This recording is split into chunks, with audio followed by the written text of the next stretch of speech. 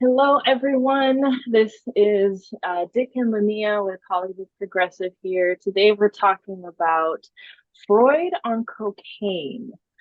We saw this show at the Whitefire Theater in Sherman Oaks.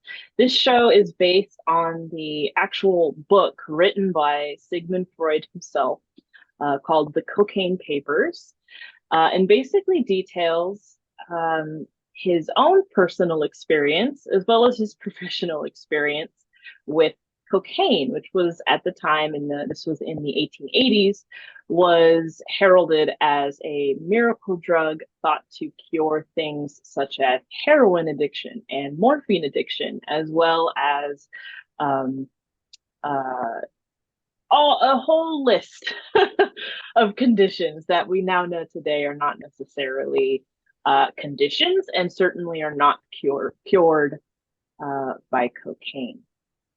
Dad, if you wanted to start off with your thoughts on it. Yeah, sure. So going into the theater, I thought, well, a play about Freud. The only pictures I've ever seen of Freud is he's all dressed in black and he has this real stern look on his face. And I was thinking we were in for kind of a dowdy historical drama, and nothing could be further from the truth.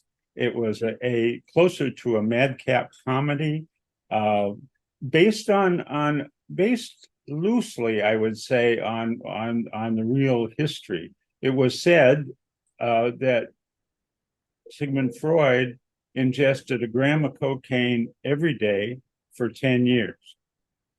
And he apparently really did believe that this was a wonderful cure, as you would believe if you were taking that much cocaine. You would probably believe a lot of different things. But so he treated his best friend, another doctor named Ernst, who was a morphine and heroin addict. He treated him with cocaine, which cocaine and heroin is it currently or recently was known as a speedball. And it's not really the best thing to do. And he was treating women for menstrual problems and depression, and wooed his wife. But he would send his German wife, when she was his girlfriend, he would send her packets of cocaine to her in Germany, and naturally she came to Austria and married him. And it was a lot of fun. It was a lot of fun. It was a little bit over the top. He was not. I don't think he was within a ballpark of actually acting like Sigmund Freud, even as a coke addict, must have acted. What do you think, Mia? Yeah, no, this play was definitely through and through a comedy, a hilarious comedy, an over the top comedy. And I think part of that was an active choice to really highlight the hilarity of the situation as modern folk who know the realities of cocaine, and to see arguably one of the top minds of our world. Sigmund Freud played a huge role in all sorts of across academia in all sorts of different realms. And to see that this show, based on true papers that he wrote himself and corroborated with the personal letters written to his fiance and then wife, to see this man to his deathbed tout the benefits of Right. cocaine in itself is comedic. Um, Freud was played by Jonathan Slavin, which we have actually seen in a previous play, which he was fantastic in. I think undoubtedly the acting in this play, as with the acting in most plays we've seen, is superb.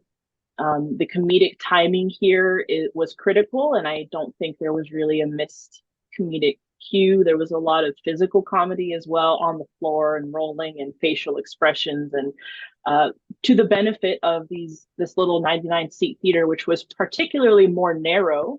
And at least where we were sitting, we were close enough that you could pick up on all these little crazy facial features and changes in expression that really sent home the meaning.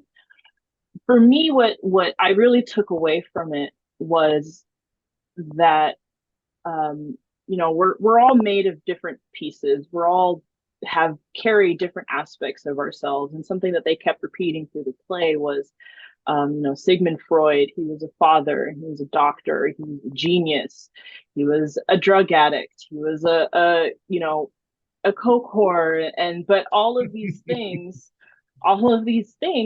made up Sigmund Freud, and actually one of the um, one of his final cocaine trips journeys, he had his first um, I'll say lucid dream, first dream that he actually analyzed, which led him down the path of dream psychoanalysis, which I think is what most people know him for, the interpretation of dreams and ego, super ego, things like that.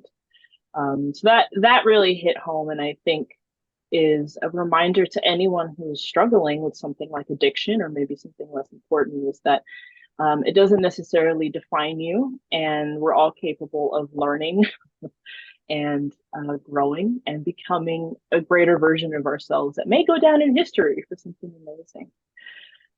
Did you have any other Yeah, sure. final So, thoughts? so this was a world premiere. Premiere. Mm-hmm. We saw the second or third performance. It's written and directed by Howard Skora.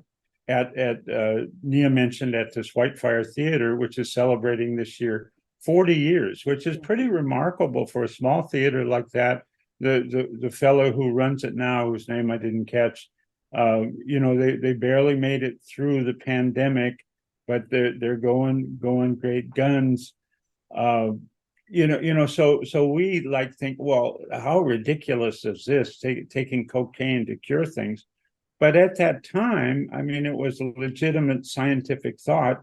There was another drug called laudanum, which is opium, that was put in cough syrup. I mean, it was a great cough syrup, sold like hotcakes. Well, it sold like opium. I mean, people got addicted, but they thought at that time that this was a good thing. And these drugs, if they weren't addictive, they do have benefits, but the problem is you can't ever get enough of it. It was really well done. Yes, and the head actor, Jonathan Slavin, we saw him in another play about a black GI coming home from World War II in New York City, who marries a white woman, and Jonathan Slavin plays and also a veteran who's the super in the building and kind of helps move the action along. It was beautifully acted. It was very funny.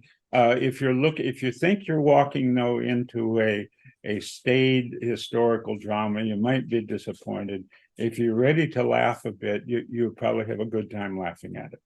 Absolutely. Freud on Cocaine, as we mentioned, is playing at the Whitefire Theater now through November 4th on most Fridays, Saturdays, and Sundays. Whitefire Theater is in Sherman Oaks and is one of the largest independent, or hosts one of the largest independent theater festivals, which is really exciting. They also do a lot of digital content and filming their shows to provide them digitally, which is always lovely to see in this day and age. Like my dad mentioned, if you're looking for a bit of a laugh, a little bit of absurdity, mixed with a bit of truth, this is the show for you. Thank you so much. I think we have another play lined up this coming weekend. Yep. We'll see everyone then. Nice job, Nia. Thank you.